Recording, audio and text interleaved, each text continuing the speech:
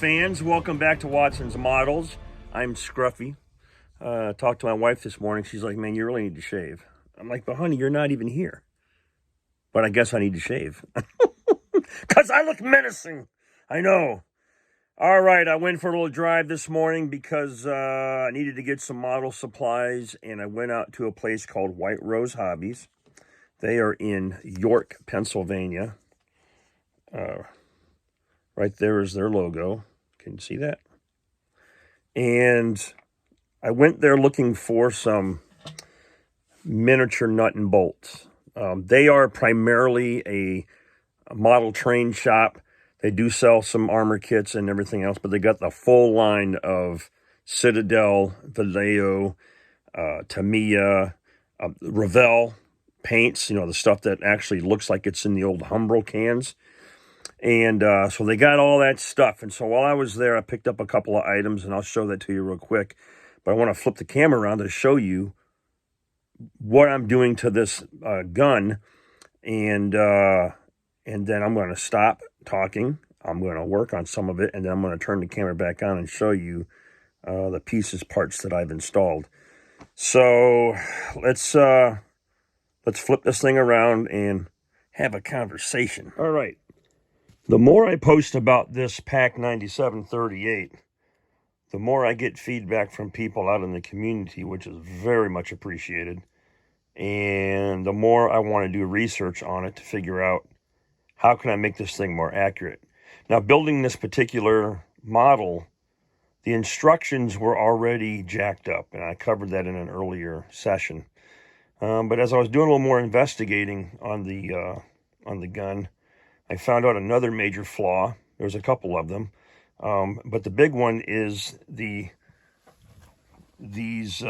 carry handles here, okay, that pivot into place.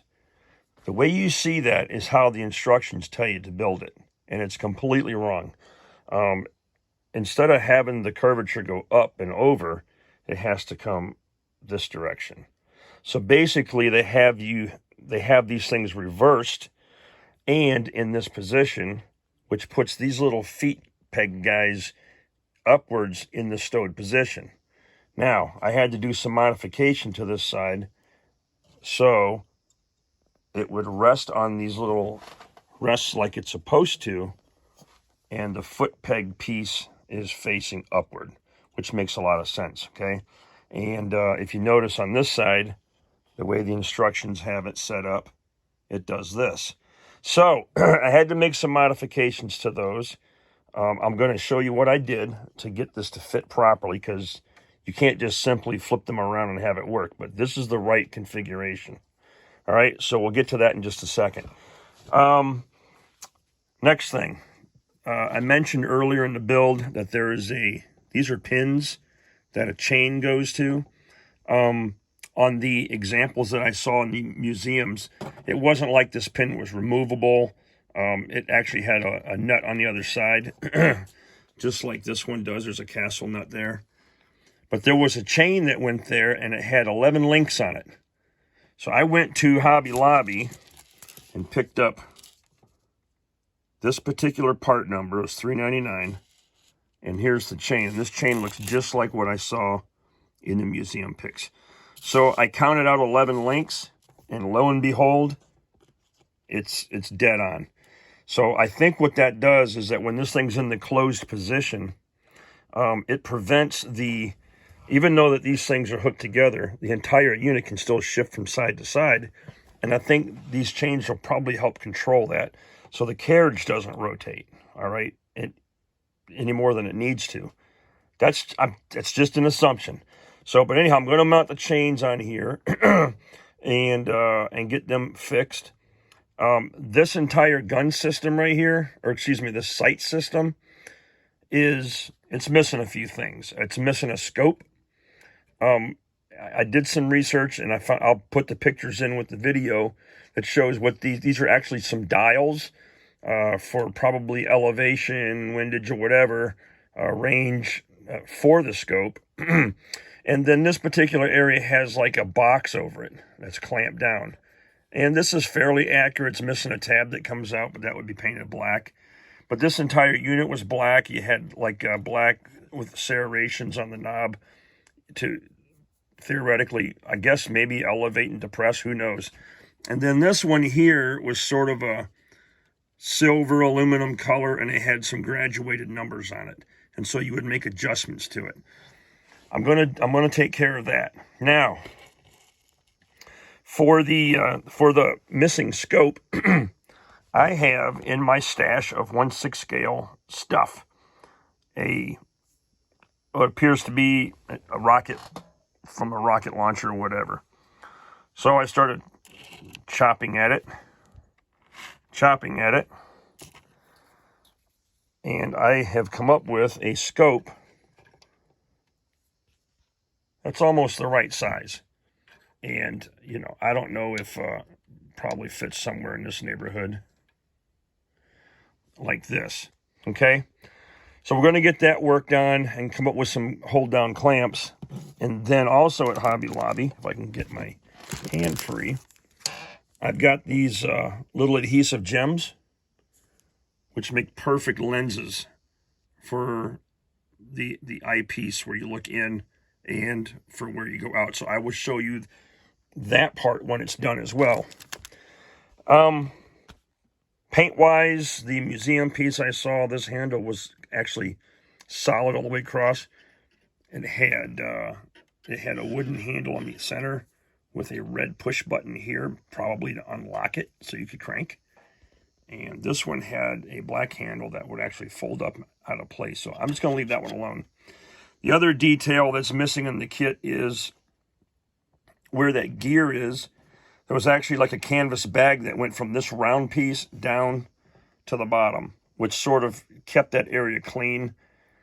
I don't know if I'm going to mess with that. I might, but that is what it is. So the other issue is that when you put these two together, this cross member here doesn't fit very well. And so I had to pull this pin out. You'll notice how the legs flex outward. So you are going to have to file away some material in between here. All right, in between this location, and file some of this down so you can get a smooth transition into the mount. Yeah, I can't do it because I can't see what the hell I'm doing. All right. And then basically squeeze those two together to drop your pin in. So that was some other mods that I needed to make. I did get the support arms in, and we'll get those painted.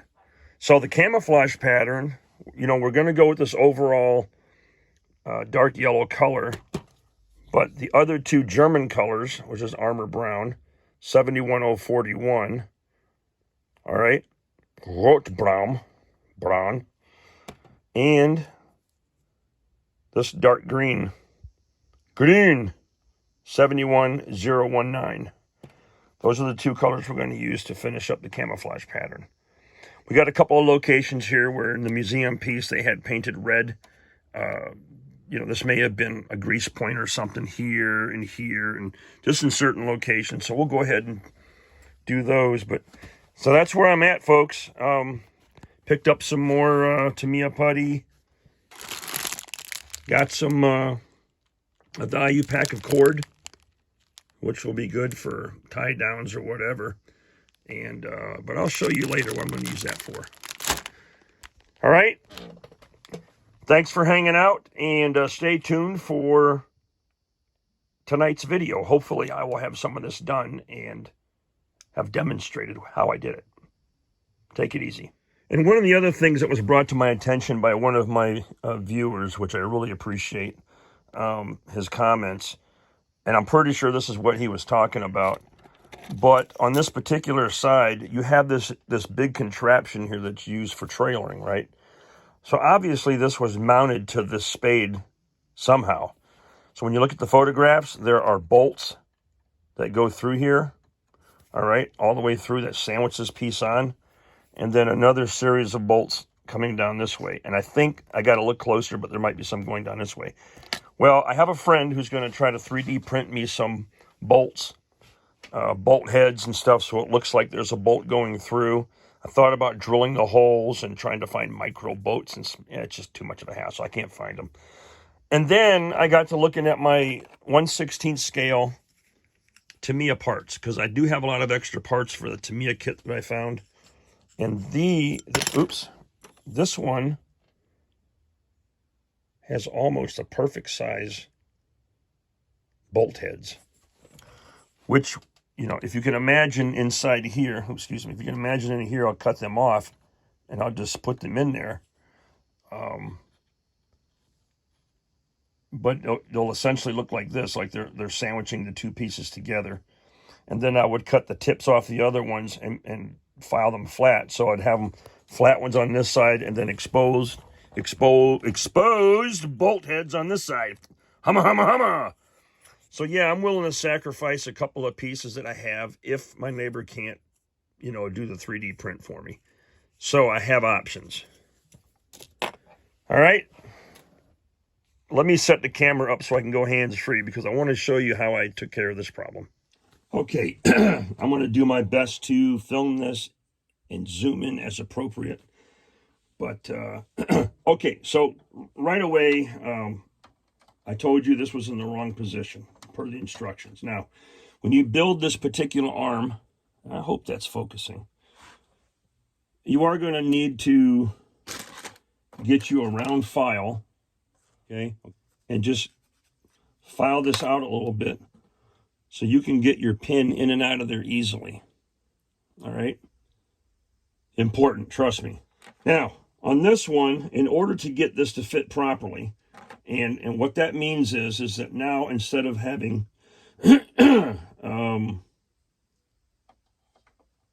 this position, or excuse me, the position that the instructions show, it looks nice, it looks like it's supposed to fit. We are now going to set it this way. Now, with the pin in place, you'll notice that it doesn't seat all the way down properly, okay? And in order to clean that up, all you have to do, where's my little handy dandy knife? You got to get rid of that arch, okay? So we're just going to use our X-Acto knife.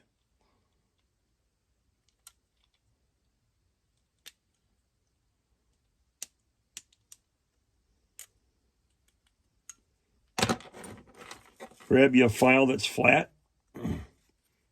You see what I'm doing? What I'm doing is I'm trying to square this off.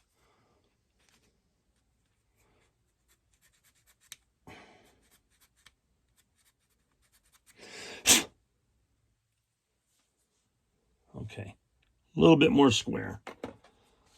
And we're just going to keep working that piece until until it's able to pivot properly and seat all the way down. Now see, it's still not doing it. Now the other thing I discovered is that we're going to have to take a little bit of this arc off this edge. Just get you a file.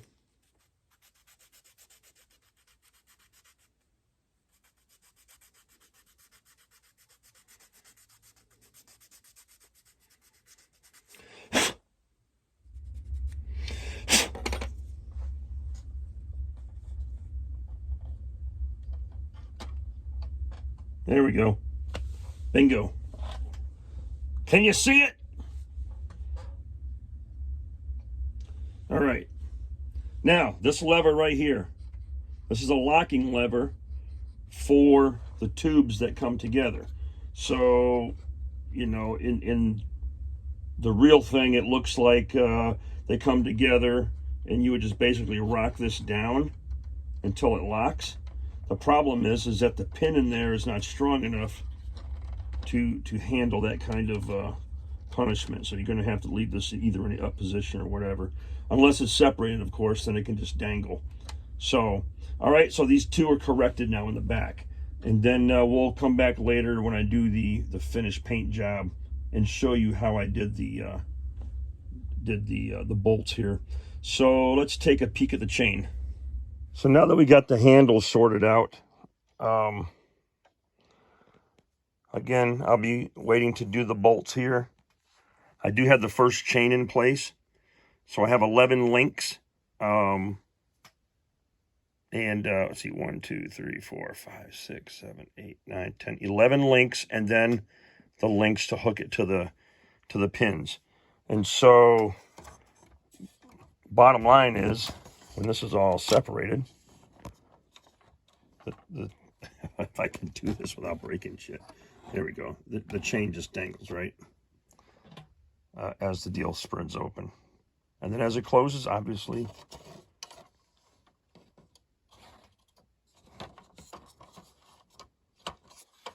I can get these two to link up.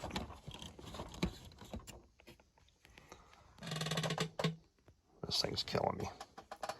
See this handle right here is, she's finicky. The handle cannot be in the way when you're trying to, all right, I can't do this with two hands. All right, the change went on real nice. Just take your time.